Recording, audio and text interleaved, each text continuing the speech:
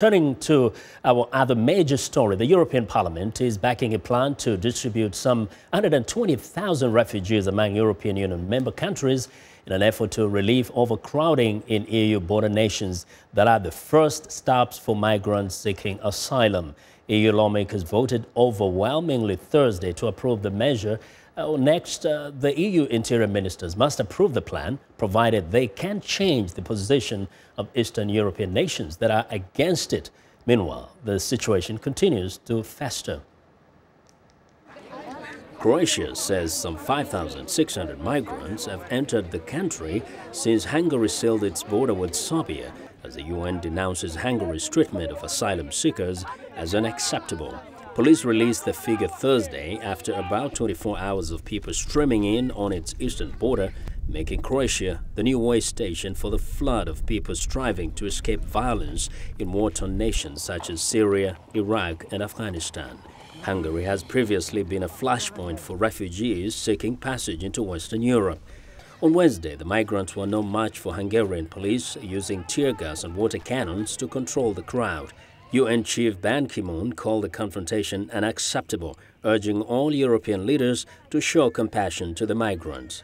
Since they are the people who are fleeing the wars and persecutions, then we must show our compassionate leadership.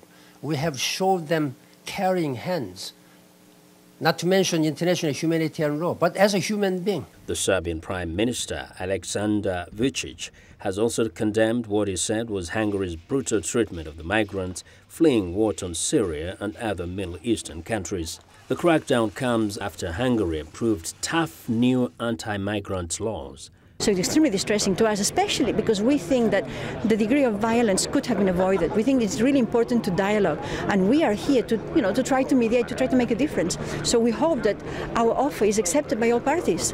Meantime, European Union leaders are still trying to reach an accord on how best to accommodate the mass exodus of refugees and migrants that is showing no signs of letting up. There were scenes of chaos at the Hungarian border Wednesday afternoon. A portion of the controversial fence guarding the border was gone. A 5-month-old baby was among those tear-gassed. I was there. He almost died. It was hard for them to recover. She too almost died due to gas.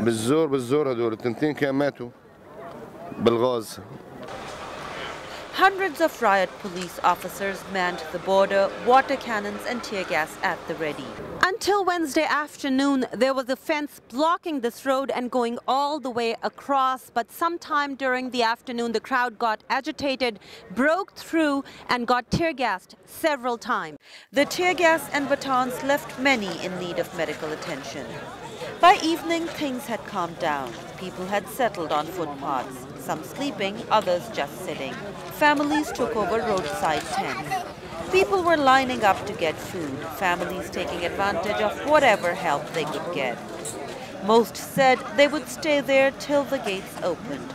They could not return home even if they wanted to. They had run out of money. Aysha, Tanzeen, VOA News, Kharkov.